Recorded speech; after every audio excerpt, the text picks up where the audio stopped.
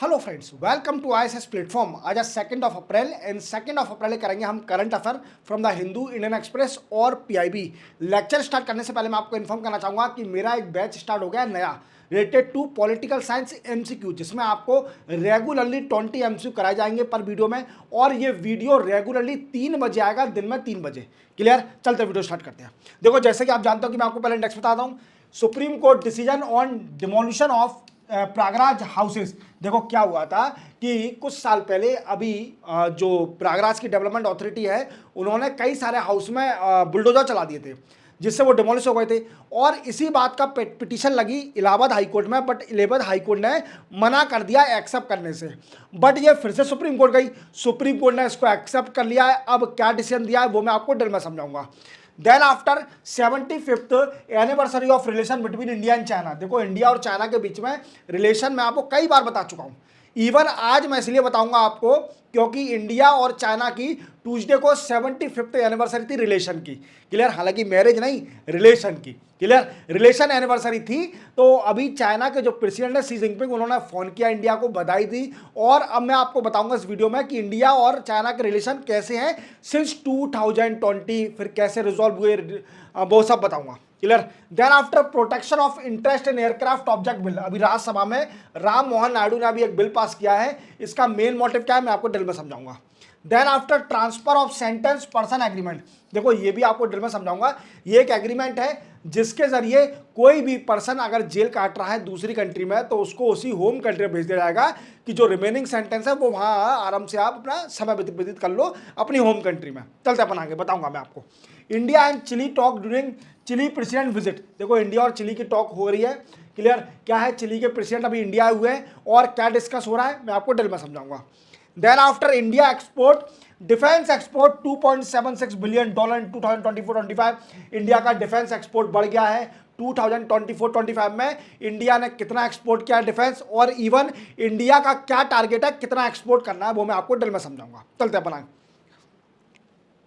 देखो, supreme court decision on demolition of Prayagraj houses. देखो क्या हुआ था कि मैं आपको मार्च 2021 में एक पिटीशन गई कहां पर, इलाहाबाद हाई कोर्ट में। क्या हुआ कि इलाहाबाद डेवलपमेंट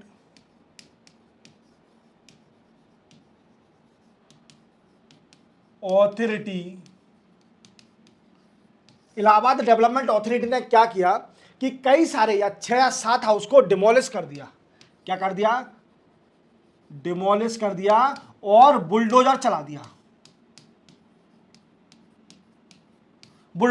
और इसी चीज को देखते हुए जो लोगों के घर टूटे थे वो सारे गए कहां पर, प्रयागराज इलाहाबाद हाईकोर्ट में गए अपनी पिटीशन लेके। बट इलाहाबाद हाईकोर्ट ने मना कर दिया, पिटीशन को एक्सेप्ट करना मना कर दिया कि ये हमारी जुडिक्शन में नहीं है, हम कुछ नहीं कर सकते, आप इसको कहीं और जाओ। तो ये लोग सब लोग गए सुप्रीम कोर्ट में। कहा गए? सुप्रीम कोर्ट में। अब सुप्रीम कोर्ट का डिसीजन आ चुका है और सुप्रीम कोर्ट ने साफ साफ बोला कि इलाहाबाद हाईकोर्ट ने गलत किया इसको पिटीशन को रिजेक्ट करके। इवन जो कि इलाहाबाद वीकेंड से प्रयागराज डेवलपमेंट अथॉरिटी ने क्या किया है, इन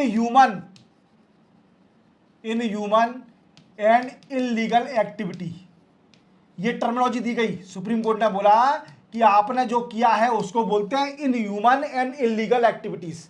आपने कई सारे बच्चों को और इवन उनकी फैमिली को बेघर कर दिया। समझे मेरी बात को? और it is against the fundamental right under article number 21। Article number 21 क्या कहता है? हमारे फंडामेंटल राइट क्या है? आर्टिकल नंबर 21 कहता है राइट टू लाइफ। क्या कहता है? Right to life. और इसी में इंप्लीसिट देखा जाए तो इंप्लीसिट मेंशन किया गया है कि right to shelter, right to shelter. Right to shelter implicit mention किया गया है, और ये right to life under article number 21, as you know that fundamental right हमारा राइट है, कोई भी इसको वी कैन से वॉलेट नहीं कर सकता, नहीं तो हम सुप्रीम कोर्ट में जा सकते हैं, क्योंकि supreme court is the protector of the fundamental right. किसके पास अथॉरिटी है, कौन अपने फंडामेंटल को प्रोटेक्ट करेगा, सुप्रीम कोर्ट को राइट दिया गया है, समझे मेरी बात को। तो क्या है, राइट टू शेल्टर बोला गया कि हर आदमी को रहने का वो अधिकार है, रह सकता है। अब देखो ये बात हुआ कैसे, ये बात कैसे मतलब हुई, देखो क्या है कि आप सोशल मीडिया का रील देखते होंगे, तो सोशल मीडिया पर एक रील बड़ी वायरल हो रही है, एक रील बड़ी वायरल हो रही है, उसमें एक बच्ची का घर टूट रहा है और वो बच्ची अपनी किताब को लेके भाग रही है, अपनी बच्ची किताब को लेके बचा के भाग रही है। तो ये बड़ा एक वीकेंड से बेनोवलेंस हमें दिखाना चाहिए कि बताइए एक बच्ची का घर तोड़ रहे हैं लोग बाग और वो अपनी बुक को बचा रही है, किसी को नहीं बचा रही, क्योंकि वो जानती है कि शिक्षा की क्या पावर है, क्या शिक्षा की क्या पावर है। इस भारत में अगर जिसके पास शिक्षा होगी, जिसके पास ज्ञान होगा, वो इस दुनिया में राज करेगा, क्लियर। और जिसके पास शिक्षा नहीं होगी वो कभी भी राज नहीं कर पाएगा, वो हमेशा, अब जो भी है अब देख लेना अपने हिसाब से, ठीक है। तो क्या है, सोशल मीडिया पर एक रील बड़ी वायरल हो रही है जिसमें एक बच्ची अपने घर टूट रहा है और वो एक किताब को बचा रही है, और ये है वीकेंड से कहाँ से था, एक नगर है कोई, मैं नाम भूल गया, बुद्धा नगर है क्या है, अशोक नगर है, भूल गया मैं, आई थिंक वो यूपी में ही है, एक कौन सी सिटी है, क्या बोलते हैं, बुद्धा नगर ही बोलते हैं आई थिंक, हाँ ऐसी नगर से है वो। तो उसका क्या है, स्लम होगी वो उनकी फैमिली, तो उसको डिमोलिश किया जा रहा था और बच्ची अपनी बुक को बचा रही थी, तो ये बड़ा दंडनीय था। पर सुप्रीम कोर्ट ने बोला जो आपने किया है, अब जो जो विक्टिम है उनको इवन एक और डिसीजन दिया है कि जो जो विक्टिम है, जो प्रयागराज डेवलपमेंट ऑथोरिटी ये 10 lakh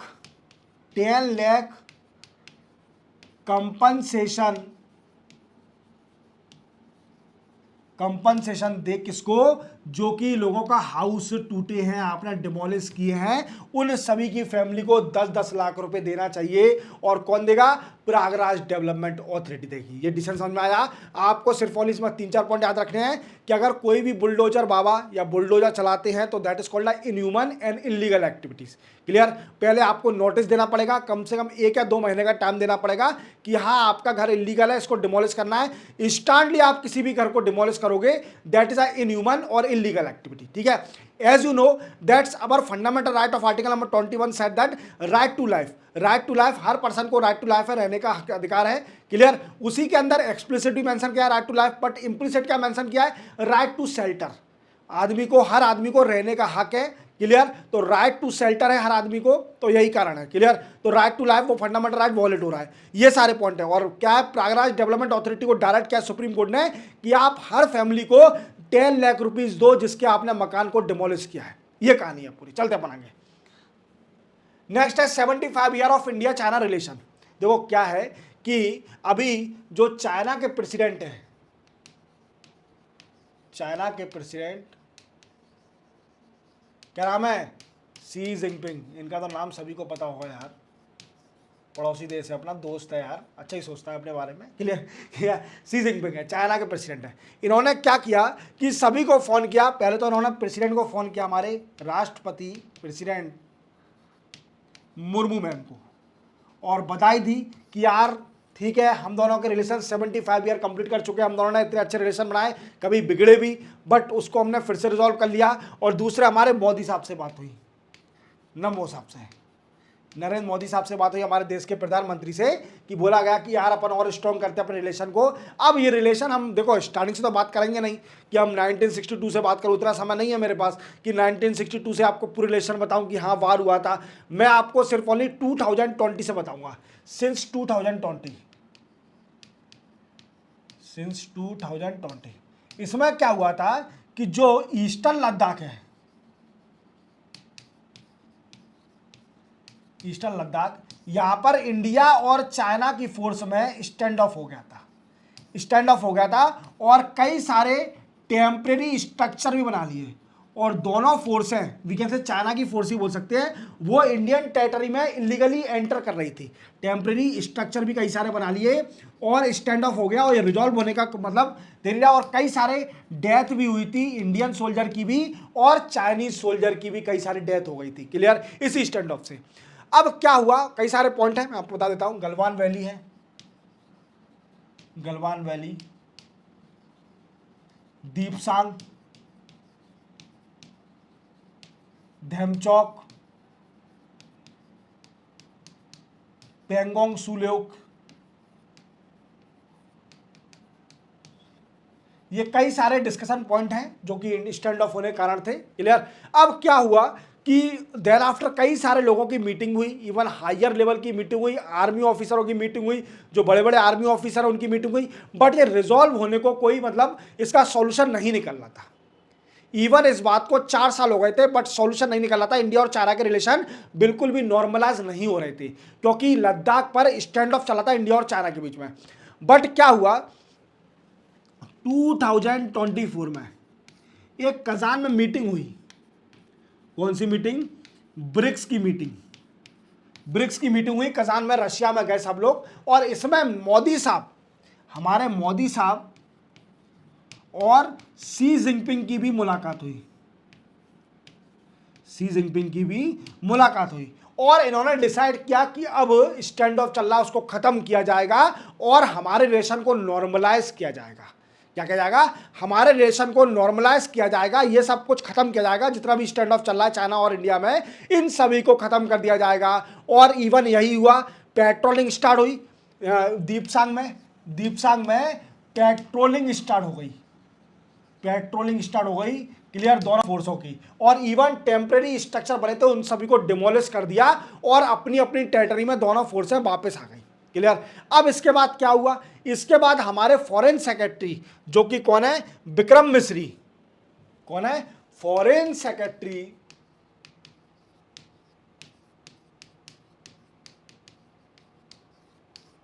Vikram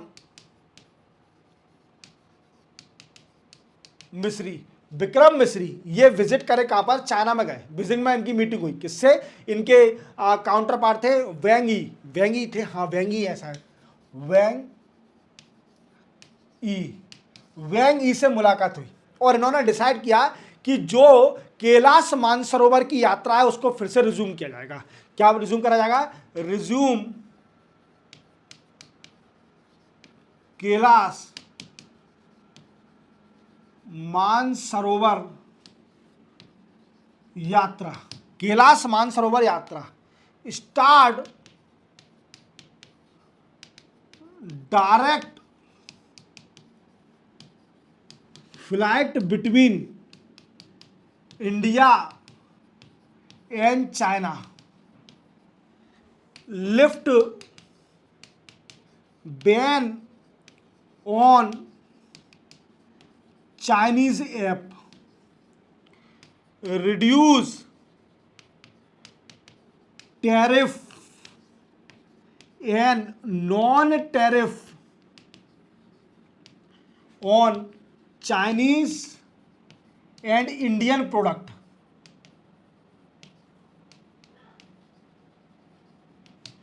increase supply chain between India and China, between India and China। ये सारे पॉइंट हुए और नॉर्मलाइज हो गया। और एक और पॉइंट याद रखना, जो कि चाइना चाहती है, एनहांस, चाइना इससे बड़ी खुश हो जाएगी, enhance trade relation between India and China. Clear, इससे बड़ी खुश हो गई चाइना। ये पॉइंट सुन के चाइना बड़ी खुश हो गई, क्योंकि चाइना क्या है? एक्सपोर्ट लीड इकोनॉमी है, उसे चाहिए ट्रेड, उसको चाहिए market, access to the market of different different country. अब इंडिया ने अलाउ कर दिया है तो बड़ी चाइना बड़ी खुश कि अब तो हम बहुत अच्छे रिलेशन बनाएंगे। तो शी जिनपिंग ने फोन कर दिया, अरे मैडम जी 75th एनिवर्सरी की बहुत बहुत खुशी, आपको बहुत बहुत अभिनंदन, इंडिया और चाइना के रिलेशन एनहांस होने के लिए आपको बहुत बहुत बधाई। 75 साल तक अपन ने एक दूसरे को झेल लिया, इसके लिए बहुत बहुत धन्यवाद। क्लियर, चलते अपन आगे। क्या है protection of interest in aircraft object bill 2025। देखो क्या है कि अभी राज्यसभा में एक अभी सिविल एविएशन मिनिस्टर है, जैसे आप जानते हो, ये राम मोहन नायडू, पहले इनका नाम लिख देता हूं, राम मोहन नायडू। इन्होंने राज्यसभा में एक बिल पास किया, राज्यसभा में बिल पास किया, protection of interest in aircraft object bill 2025। और इसका मेन मोटिव है कि इंडिया को लीजिंग एयरक्राफ्ट हब बनाना या लीजिंग इंडस्ट्री, एयरक्राफ्ट इंडस्ट्री बनाना इंडिया को। अब ये होता क्या है सर जी, लीजिंग एयरक्राफ्ट इंडस्ट्री? देखो जितने भी ये एयरक्राफ्ट चल रहे हैं, कंपनी चला रही हैं, ये सारे अधिकतर लीज पर लेते हैं। जो एयरक्राफ्ट को, इन एयरक्राफ्ट को ये लीज पर लेते हैं, ना कि अधिकतर खरीदते हैं। अगर देखा जाए, मैं आपको इतना बताऊं कि हमारे इंडिया में अभी 840 एयरक्राफ्ट एयरप्लेन काम कर रहे हैं। क्लियर, जिसमें से अगर देखा जाए तो 86.04% आर लीज पर है। क्या है, 86.04% तो सिर्फ ओनली लीज पर है। और 840 एयरक्राफ्ट हमारे वी कैन से एरोप्लेन इतने काम कर रहे हैं, एयरप्लेन, समझ रहे हो मेरी बात को? तो अधिकतर लीज पर काम जाता है। बट क्या है कि जो लीज पर देता है इंडिया में, उसको प्रोटेक्शन नहीं है। क्या है, उसको प्रोटेक्शन नहीं है। और इवन क्या होता है, कभी कभी कंपनी बैंकरप्ट और डिफॉल्ट हो जाती है।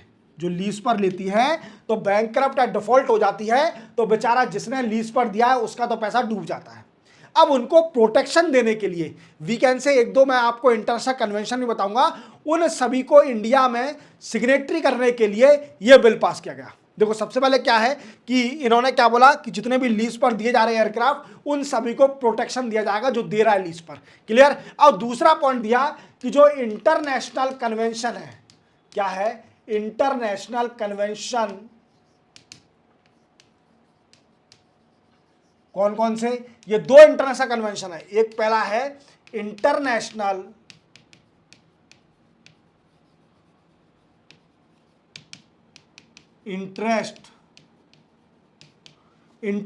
इंटरेस्ट ऑन मोबाइल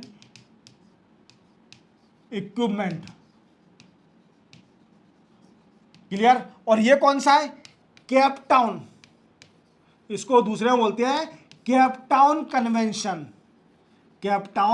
कन्वेंशन, जो कि 2001 में आया था। और इसी का मेन मोटिव है कि लीजिंग राइट को प्रोटेक्ट करना। क्लियर। दूसरा कन्वेंशन है, दूसरा है इंटरनेशनल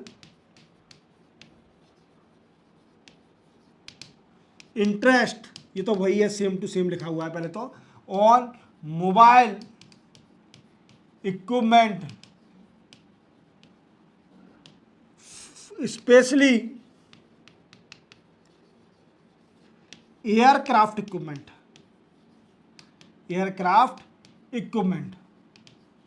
ये दो कन्वेंशन है, इंटरनेशनल कन्वेंशन, जो कि राइट देते हैं टू द लीजर, जो कि लीज पर दे रहा है उसको राइट देते हैं, उसको प्रोटेक्शन देने के लिए ये दिया है। क्लियर। अब क्या है इसमें और क्या बोला गया, ये तो इंटरनेशनल कन्वेंशन हो गया।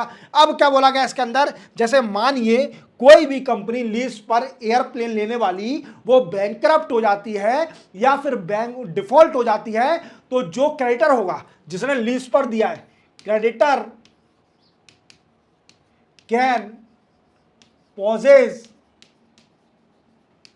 the asset of defaulter within 2 month। 2 महीने के अंदर जिसने भी क्रेडिटर है, जिसने भी दिए हैं, वो असेट को प्रोसेस कर सकता है विद इन 2 मंथ के अंदर। इस बिल के अंदर ये भी डिफाइन किया गया है। या फिर 2 महीने नहीं तो एक वी कैन से दोनों के बीच में कोई भी स्पेशली या we can say mutually mutually agreed, agree time या लिमिट, टाइम या लिमिट बोल सकते हैं। क्लियर, समझे मेरी बात को? तो ये है, ये बिल है, पूरा मामला आपको पूरी तरह समझ में आ गया होगा ये मामला क्या है। क्लियर, चलते अपन आगे। दूसरा है transfer of sentence of person agreement. देखो क्या है कि अभी देखा जाए तो हमारे जो इंडियन, आप जानते हो कई सारे इंडियन हमारे फॉरेन कंट्री में रहते हैं, और इवन हमारा जो रिमिटेंस है, फॉरेन रिमिटेंस, वर्ल्ड में सबसे ज्यादा रिमिटेंस हमको ही आता है। और रिमिटेंस क्या होता है? जब कोई भी इंडियन फॉरेन कंट्री में काम करता है तो वो फॉरेन करेंसी जब हमारे इंडिया में भेजता है, that is called a remittance. समझे मेरी बात को? अब क्या है दोस्तों मेरे कि ये इंडियन है, जितने भी इंडियन रह रहे हैं उसमें से नियरली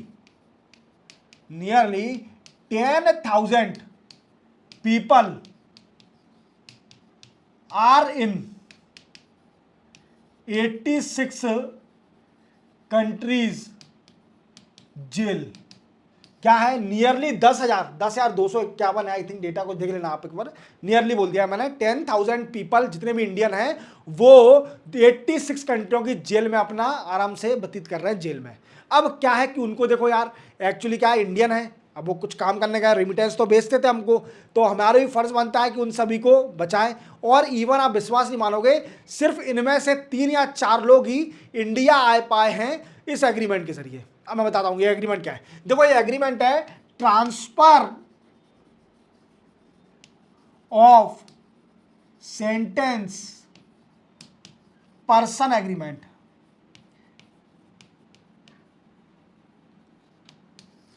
देखो इसको समझते हैं, transfer of sentence person agreement क्या है। देखिए मानिए कोई भी पर्सन इंडिया में जाके किसी देश में सेटल हो जाता है, मानिए यूएई में सेटल हो गया, वहां वो जॉब कर रहा है बढ़िया अच्छे से, हमें रिमिटेंस भी भेज रहा है कंट्री में। अब क्या होता है, वो यूएई में अपनी वाइफ को या किसी पर्सन को मार देता है, और इसी को देखते हुए यूएई पुलिस उसको गिरफ्तार कर लेती है और उसको जेल में डाल देती है। समझे मेरी बात को? अब क्या होगा, अगर यूएई और इंडिया के बीच में transfer of sentence person agreement sign होगा तो क्या होगा, उस पर्सन को जो यूएई की जेल में है उसको इंडियन जेल में ट्रांसफर कर दिया जाएगा, और जो रिमेनिंग उसका सेंटेंस है वो इंडियन जेल में काटेगा। समझे मेरी बात को? बट अभी क्या हो रहा है कि कई सारे नियरली 10,000 इंडियन अभी वर्ल्ड की 86 कंट्री में जेल काट रहे हैं, बट उनमें से अधिकतर कोई आ ही नहीं पाया अभी तक इंडिया में। इवन अगर देखा जाए डेटा तो 12 कंट्री तो ऐसी हैं जिनके साथ हमारा transfer of sentence person agreement sign है। वी कैन से उनमें से 10 कंट्रियों के साथ साइन है, 12 कंट्री में से। और 12 कंट्री में देखा जाए तो more than 100% of the Indian are sentence in this particular countries, जैसे UAE, China, Kuwait, Saudi Arabia, ये कई सारी कंट्रियां हैं। क्लियर? तो क्या है कि उनको वापस लाने के लिए कि वो अपना सेंटेंस, अपना जितना भी उनकी बची हुई है जेल, वो इंडियन जेल अपनी होम कंट्री में काटे आराम से, तो क्या उनकी फैमिली वाले भी मिल सके। तो transfer of sentence person agreement यही है और कुछ नहीं है। क्लियर? चलते बना गए। देखो India and Chile talk during Chile president visit. देखो क्या है कि चिली के प्रेसिडेंट अभी हमारे इंडिया आए हुए हैं। थोड़ा पानी पी लें फिर समझाते हैं आपको।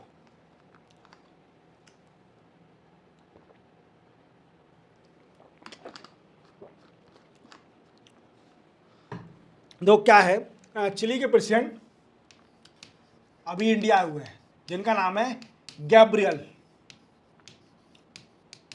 क्या नाम है? गैब्रियल। ये इंडिया आए हुए हैं और आते ही हमारे प्रेसिडेंट साहब से मिले और हमारे मोदी साहब से भी मिले। क्लियर? मुर्मू मैम से भी मिले और हमारे मोदी साहब से भी मुलाकात करी।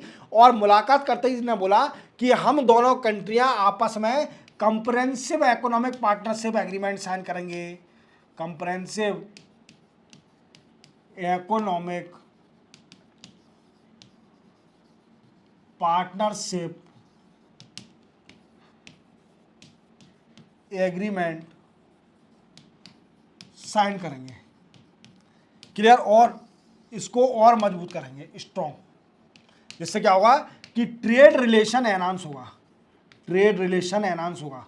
और चिली कंट्री को मोदी साहब ने एक बड़ी उपाधि दे दी है, बोल दिया है कि Chile country the gateway to the Antarctica. Antarctica island को जाने के लिए सबसे बड़ा गेटवे है चिली कंट्री, ये इनकी उपाधि दे दी। अब भाई डिस्कस क्या किया, एक तो डिस्कस कर लिया कंप्रेहेंसिव इकोनॉमिक पार्टनरशिप एग्रीमेंट पे हम बातचीत करेंगे।